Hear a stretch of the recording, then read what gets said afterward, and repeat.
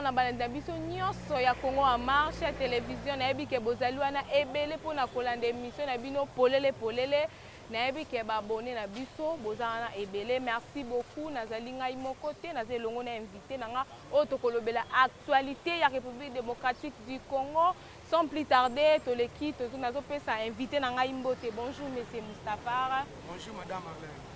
Boni basango ndenge ni santé za ndenge nini? Santé kimia parce que Fachi peut bien. Celui Fachi a bien c'est que biso peut toi bien. Ah, Fachi ça bien c'est que yo posa bien. Na pe naza bien, Kabou ya pas za bien, Kabou ni pas za bien. Oh, merci beaucoup. Sans plus tarder, toni tolobela toto kende moi lo mbango na actualité na biso par rapport ya détournement ya mboka na biso oyo balobi ke baza ko accuser ex-président Joseph Kabila Kabange na détournement ya mbongo ebele na République démocratique du Congo. Est-ce que mambo bazolo bawana eza solo to eza lukuta? Mambo wana eza solo madame Arlène. Premièrement d'abord on a félicité chaîne Congo en marche. O eza parmi ba chaîne pour bazo kolanda. To yeto beta masolo par rapport ya détournement ya Kabila. Kabila a détourné mbongo wana eza solo kutu wa montant o ba kusinana. Eza na numuke. Kabila a beaucoup détourné dans notre pays madame Arlène. Pour kende ke dossier au babimisi ya hold up yango zo tourner la ngai ba question oui ya hold up par rapport à détournement Kabila au balobi que Kabila a détourné famille biologique à Kabila na yemoko a détourné 138 millions de dollars américains. C'est vrai, à part sa famille politique qui n'est pas détourné 107 millions de dollars. C'est vrai parce que madame Marla soki na hold up wana de babimisi basali enquête RFI eza radio ko sakate France 24 na ba organisme international ba ONG oyo s'associe na dossier wana. Et par exemple, Kabila a détourné 138 millions de dollars. Na Katsuano, comme on a 43 millions de dollars, et c'est là qui mongo oyo, et l'Ongwe Banque Centrale, et que BGFI Banque, et que Baki Kosale, la société à Madame Olive. Pourquoi vous avez acquisé FB Banque, vous avez acquisé par rapport à une position en chiffre banque, la banque, et c'est là qui banque de transit, où on a travaillé dans BCC. Donc, mbongo longo wana eke BGFI mbala moko BGFI ebimi bakesa lango égal. Société oyo te que la ba congolais ba produit ya kolia cher égal. Et ça les mis na 43 millions de dollars oyo mbongo euti na kati ya BCC 43 millions de dollars. Sur na kati ya banquette wana mbongo oyo élection pendambo 2011 Kabila détourna ezalaki na BGFI. À part wana na 2018 mongo électoral 20% aux acquis en mongo électoral Kabila longola qui na compte électoral compte ya Seni et KBGF Bank nous se pona ko maximiser ba compte na akoma patron. Madame Marlène omona ndenge na mboka nini omona le président de la République est plus riche que le pays. Mais le président de la République a foutu à Maka chaque fin du mois. Kabila a foutu à Maka chaque fin du mois ba on foutu 673 000 dollars. Na 673 000 dollars Kabila ba na chaque fin du mois pendant 18 ans on a 54 milliards. Mais Kabila, mbongo na ye et l'équipe Bijamboka. Économie mboka na sosa gine. Kabila l'économie était extravertie madame Marlène. Économie mboka o etikala ko zala ya bien té. Depuis mboko depuis ba Belge batika yango économie mboka etikala ko zala ya bien té. Pourquoi ba dirigeant maintenant dirigeant mboko avant Fatiaya, bango ne ba misala ki ba riche, le pays était pauvre. Donc elles sont des riches mais les peuples sont pauvres. Aujourd'hui Kabila c'est l'un des hommes les plus riches d'Afrique et du monde. À cause Azana Nakati, il y a 6 personnes, les 6 personnalités hommes les plus riches du monde. Mbongo neza mbongo ayibi nganayo, ayibi Congo en marche, ba taxe azu akesa la société na yo. Nde omoni biso to lobi bo. Nde omoni marche to sala ki lobi, je pense que ozala ki. Oui, nazala ki. Marche to senga ki ba arrêter. Mais ça na loi moko o eza ko interdire que bakoko kanga président ata longwa déjà. Loi nini? Bakoko kanga Kabila te. Kabila azana juge naturel na ye. Azana juge naturel ne oyo ako juger Kabila. Donc, ceux qui basent le monde, ils humilité. Kabila a une humilité parce que le sénateur n'a pas une immunité parlementaire parce qu'il n'est pas élu. Kabila, sur qu'un article 168 de la Constitution par rapport à comment on doit arrêter Kabila. Kabila, madame Jacob Zuma prenait le plus fort. Il y a Afrique du Sud qui a collaboré avec la justice abimi. Et maintenant, qui est Kabila? Il sera jugé et il sera arrêté. Nabisio, tu penses que Kabila premier soin lobby. Ce coup consonné na coup de casso basali en route, tu contacter ba marche to que na instance union internationale pour permettre biso pas kanga Kabila. Mais ba lobby que ba tu ba organiser sitting one ezaki ba ta IDPS. Nana zalaki mutu IDPS. Nana za mutu IDPS. Tu as peuple. Le mal au Congo, c'est quoi? Quand il y a des bonnes choses, les peuples ne s'intéressent plus. Quand il y a problème politique, les politiciens, les peuples abîment. Biso tu vois ma peuple Kabila Nyoko Kabila Kanganga Kabila na 6 classe n'époque Kabila. Na titre académique à l'école ti le nazo chômer na travailler pas bien. Mpona Kabila. C'est que bopesi raison na bandeko na biso un peu ba yembaki nini to salite. Nzambo nini to salite nini oyo asali. Nini o Kabila bomite nzambo na ezo kopesa Kabila. Nzambo na ngai na sengaki bango. Bana na poko pesa bango sumbongo basa na suba nzembo wana. Nini o Kabila salite parce que Kabila bomi biso. Nini o Kabila salite Kabila tiki corruption. Nini o Kabila salite Kabila mikomisi riche na mboko. Nini o Kabila salite Kabila pauvre population. Etika la Kabila sala po bomande biso. Lokola kwa ko boma biso te nzamba batela ki biso Kabila loko atikala ki asalite ko boma biso. Nzembo na bana na impère basali parce que Fachi depuis Fachi est là. Fatia kuti économie mboka okufa abalina kubandana kubongisa économie mboka mais baba obongisa te azo zwa mbongo ya trésor public azo voyager na ngana na bisao parce que le peuple congolais a s'intéressé à likambo malamu te. Fachi président de la République a effectué combien de voyages na mandat ne azana 5 ans il a effectué combien de voyages et ba voyage a Fachi aboutir ni na biso na voyage a Fachi al boso ba voyage ne aboutir na gratuité ya enseignement.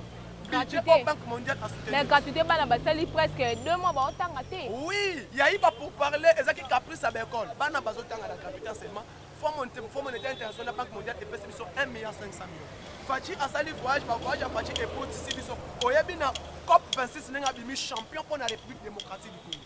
Mbongo on a apporté apport na e. Apport na voyage a Fachi ne permettre sur hôtel lobby seulement ba chef d'État. Est-ce que Kabila tanga zaki 18 à travers combien de présidents oh ba ya pour représenter Mboko. Sommet Kabila organisa Makutano Kabila organisa na Mboko. Pendant 18 ans ata président Mboko ayaki. Mais sommet c'est la maternité ko tombo na bino basi. Au moins combien de présidents ba yaki lobby? Plus de 7, plus de 6. Sans compter pas participer par vidéoconférence. C'est ça qui montre la force d'un pays et la force de la République démocratique à travers son président Fachi Beton. Il y a un moment où il faut encourager. Parce que plus le balobi que tu vas organiser le roi battu des personnes. Non, maman. Moutouni a des personnes qui n'ont pas de Nakatouan. Qui était membre de l'idée? On a accusé Kabila sera arrêté. Ce qui va gagner était na instance union sur la marche. Nebisio, la marche, c'est que le peuple congolais a marche uniquement arrêté Kabila. Maman, 54 milliards de dollars. Kabila est mort. 54 milliards. On a balobi ka o bomba quelque part. Sans compter bambom suna ba entreprise à Kabila maman combien. Nathalie ba entreprise à Kabila na Dubaï na gangi na lina kufa susu. Ya on lobi mboko yo. Faut te faire sa Fachi merci. On a eu un président oyo a ko sauver mboko.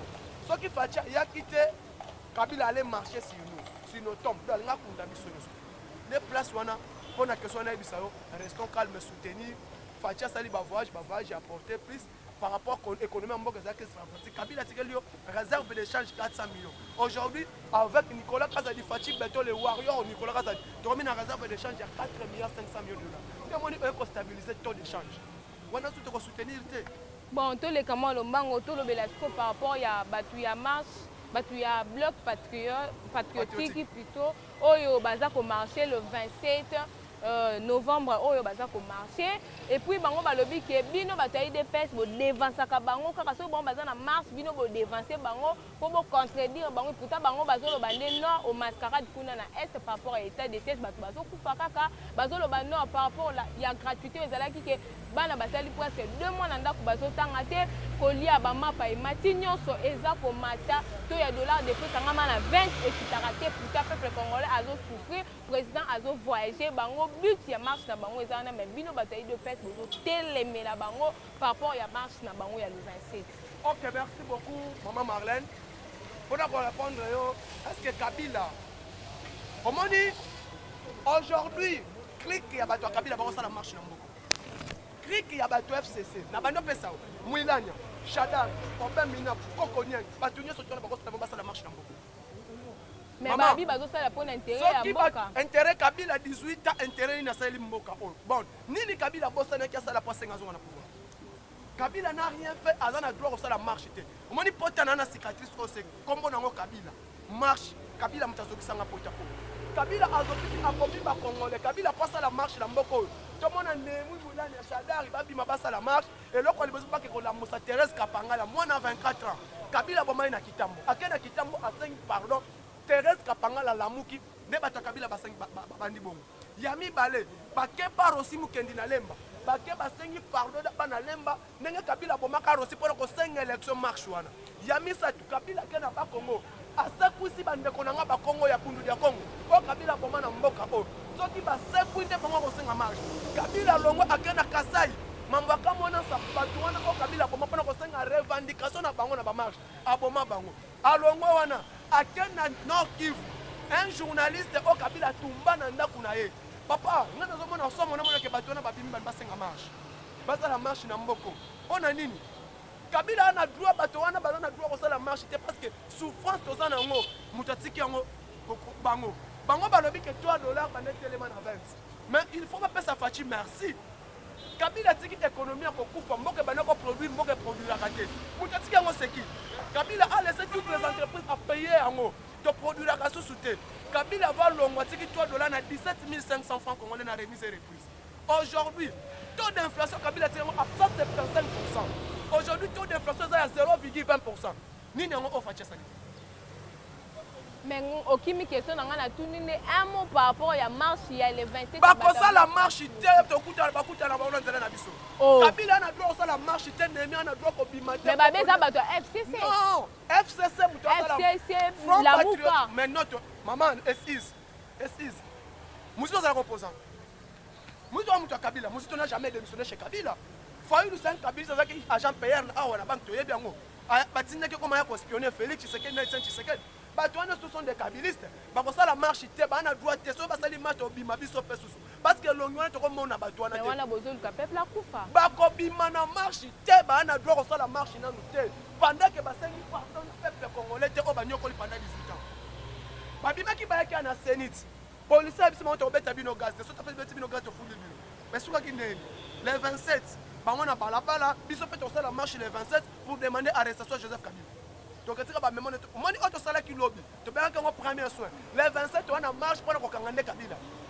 Oh donc c'est bino bo landa bango. To landa bango te biso to check avant lobby to wana kit bango baza les 27 biso to banda ki premier jour lobby to robi masusu pour ko bisa bango ke baza na droit de pour ko ba fongo la banquette j'adore na ba carte visa zo ba $50,000.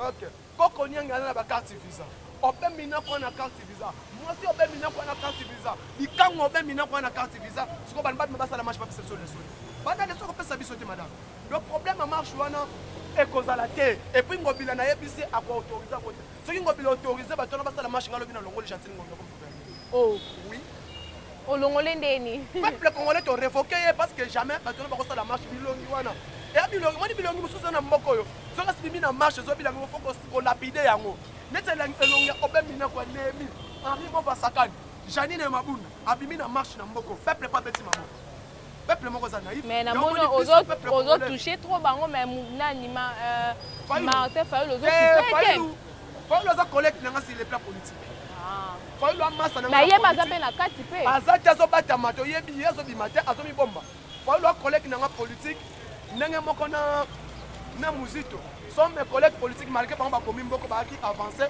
par contre qui na institution mais si les plans politiques na l'équipe bango na force ton équipe bango na base donc bango ba fanda na bango front patriotique on a to panzango et panzana déjà ça la soute en une année fait la muka et ça la soute donc ba na perte de pédale base de la 2023 élection zali donc étendre la fachimbe tout à fachala.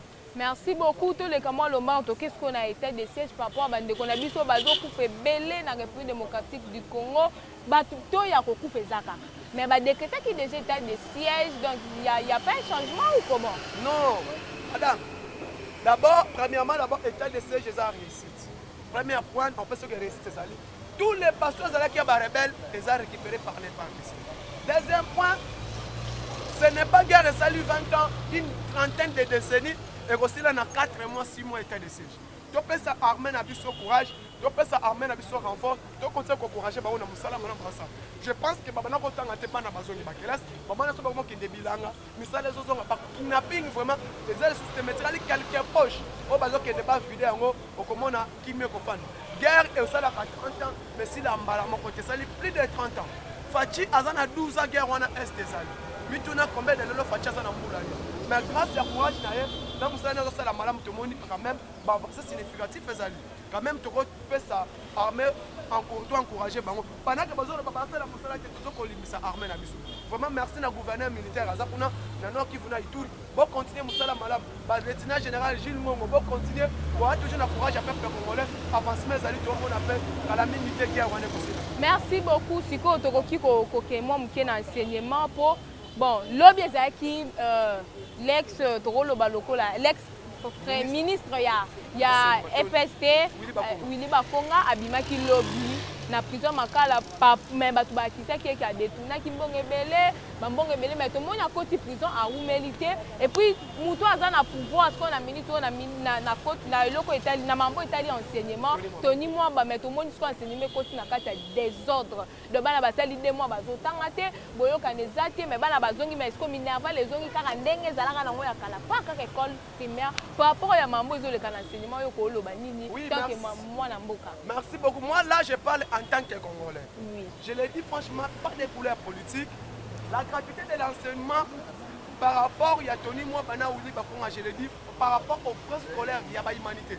Tony Mwaba c'était 80 000, oui, Ouli Bakonga c'était 85 000, Tony Mwabakena avec ça, 600 000, 800 000. Là, nous avons de l'énergie pour défendre la gratuité de l'enseignement. Tous on a énergie pour la gratuité de l'enseignement. Tony Mwabako torpiller la gratuité de l'enseignement. Mais par rapport à Willy, par rapport à Tony, moi je préfère bien Willy Bakonga. Oh, mais Babaka détourne qui bon. Non, si ne l'obé preuve exacte, a outil prison bimisa ba bimisa c'est que be preuve exacte. Na ebisa ka batu, na ebisa me baninga na tambola na bango. Willy Bakonga ko bima, Willy Bakonga bimi parce que ba monia na preuve te. Mais Tony moi ba atika gratuité ba tika moi on a muté à continuer na yango. Pourquoi? Madame, soldat aura salaire à $70. On a 4 pas dans l'humanité. 600 000 multiplié par 4, 2 400 000. Arsani. Alors, armée, on peut pas pimaï, bah, on mongo. Mais tu le biboy. Tu soutenir l'unité, tu le biboy, Tony, moi, bah, atika poste. Moi, on a mouké. Aza arrive à venir à lobby, Matika la Aminata continue à gratuiter dans l'enseignement. Pourquoi? Tu as une négociation par rapport à Tony, moi, bah, Tony, moi, bah, n'est pas négociable. Tony, moi, bah, Willy, bah, comme attends, na négociation dans l'école catholique. Apesaki pourquoi Willy Bakonga apesaki pourquoi c'est un enseignant technicien mais Tony Mwaba c'est un maître à justice balongola on n'a pas passé ministère à justice à gérer parce que tout le monde a trop par rapport à ma méthode de justice azon en justice baluka mutu mususu ba pesa gratuité de l'enseignement pourquoi lelo oyo humanité minerval elekishe na lobi boy tozo ko finga te tozo lobele to lobela par rapport to na minerval a fixé eleki likolo pona yango to sei a retirer ba arrêter na pesi ba gouverner fixer les frais scolaires. Lobby par rapport à Yawana na boyi yango toko finga te lobby pour alongwa ministre ya FST azan incompétence place wana. Merci beaucoup Aza incompétent na et place wana un mot à propos ya bon toko koloba na République démocratique du Congo baloba ki ke 0 trou mais to ya embouteillage et matière comme ils sont bolongo ndako 6h yeba ke siko zo keno ko mata 10h donc et comme des 1000 trous ole bakunda ezo bakisama pe bambouteillage bakangi presque banzela nyonso sikoyo yo par rapport ya wana un mot à propos ya mambo ezali 0 trou na République démocratique du Congo. Par rapport à 0 trou oyo balansaki pa premier ministre ba continuer musala ba wela nanu ba créer au moins ninga na lobi boya na bisaka ba tozwa boya na Congo na tozwa gouverneur te na ville ya Kinshasa junga ba kopesa ngai gouverneur ya ville ya Kinshasa na kobongisa na banzela kala après na balo créer ba nouveau route. Donc à Kinshasa ça demande quoi? Au moins nous nzala à Changu. Changu wana bazui entrée à Liboso, basali yango eketi se comment et baluki tiki mbateke cimetière. À partir on a bateli biso deuxième pont. Et outi mbala moko njil et kati cimetière. Et ko permettre biso ba mitu kanyoso bi maka boulevard du 38, boulevard Lumumba te. Bazui nzala côté Masina, ba fongola banzela mso bazongi sa train. Et ko permettre biso to si sa bambouteillage aw. Pendant que bazo stambola kana banzela moko moko na bozo kende bopomisi bo bambi non. On doit créer une nouvelle route et puis on appelle si merci na chef de l'État. Nous avons lancé le programme de nouvelle ville na Est à Kinshasa, Est à Congo. On va lancer une nouvelle ville qui pourrait permettre de pas désengorger la ville à Kinshasa. Le col là que tu as un système qui va permettre de ça sera pas bon. Nous demandons de nouvelles routes dans la ville de Kinshasa. C'est la ville sur le train et qu'on permette de faire embouteillage. Merci beaucoup, merci beaucoup. Mot de la fin, pour te communiquer sur l'émission Nabiso, mot de la fin. Et puis ceux qui m'ont dit ça va téléspectateur, on a vu son numéro non il y a téléphone. Ok, merci beaucoup na baïno sobolanda kabiso na Congo en marche. C'était président Moustapha parlement de état de droit union sacrée comme maman na bokasa commerce. Merci na bakamba balandi ya bashibala union surtout. Merci na papa Jonas Muka, merci na ndeko na tonton bien en Belgique, merci na Med, merci na ba combattant union surtout, merci na ba communicateur union sur IDPS, merci na ba union surtout balanda kabiso ba ponne union surtout ya Congo en marche. Mon numéro plus 243 89 86 52 097 plus 243 89 86 52 097. Merci na Warrior toujours au fou au moulin Nicolas Kazadi. Merci na vous continuer à utiliser ba recette. Merci na ba ndeko na ngai union surtout papi Madila Okimo Trésor Mbokila chef Badi Banga ba nous travailler na bango na kati ya ko CG na biso Junior Munga. Merci na bino union surtout pour la communication ya réseau énergie. Pour continuer toujours à s'abonner à la chaîne Congo en marche pour permettre de nous avancer sur les pratiques. Je dis et je vous remercie. Merci beaucoup na balandi na biso na yebi ke bozaki wana ebele pona kolanda émission na bino polele na chaîne na bino Congo en marche télévision na pesi merci na grande équipe ezaki sima ya caméra tonton Beni ayo bambote ya ngwana na pesi mbote na Romeo na pesi mbote na invité na ngai président Moustapha na pesi mbote na pesi mbote na ba nyonso balingaka nga wana ezalaki mwana musana na bino Marlène Bilonda Lukizola. À nous revoir à la prochaine numéro. Merci beaucoup.